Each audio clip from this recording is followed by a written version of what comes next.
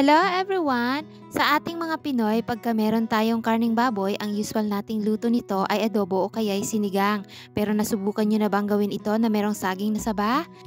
Ang tawag sa reseping ito ay pork estofado, na kung saan ang ingredients nito ay merong saging na saba. Naghanda ako dito ng sibuyas at saka bawang. Kiniwa ko ito ng pino at saka natin ihahanda ang ating saging na saba. Babalatan natin ang ating saging na saba at pagkatapos hihiwain natin ito sa gitna. Nasa inyo kung gaano karami ang gusto nyong ilagay sa inyong lulutuing karne. Ang karne ng baboy na gamit ko dito ay inyong part na medyo malaman at hihiwain natin ito ng pa-cubes at medyo malaki ang kanyang size.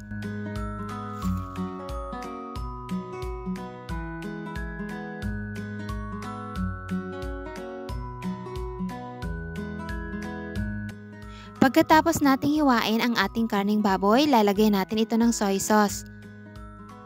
Maglalagay tayo dito ng garlic powder, paminta, at saka pineapple juice.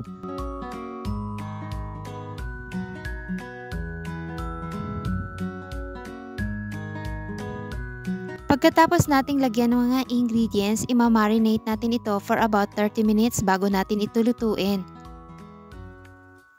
Habang minamarinate natin ang ating karning baboy, ipapry natin ang ating saging na saba.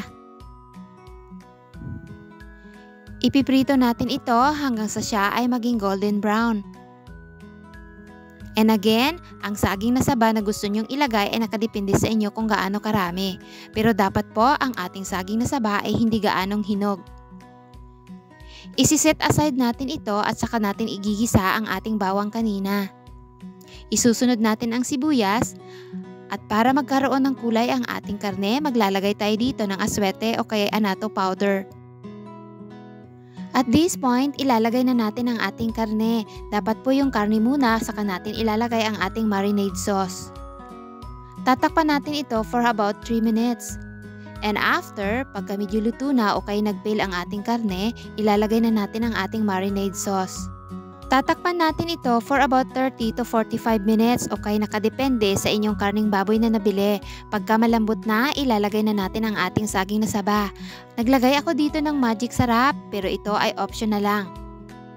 Titikman muna natin kung sakto na ang timpla at kung okay na, hayaan lang natin itong kumulo o kaya mag-simmer ang kanyang sauce. Pagka medyo sticky na ang kanyang sauce, ilalagay na natin dito ang ating bell pepper. Ang bell pepper ay optional lang mga mahal. Pero kung wala kayong bell pepper, okay pa din ang lasa nito mga mahal.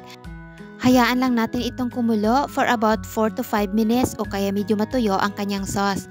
And at this point, heto na ang inyong napakasarap na pork estofado. Thank you for watching everyone. Please don't forget to subscribe and hit the notification bell para ma-update kayo sa susunod kong videos.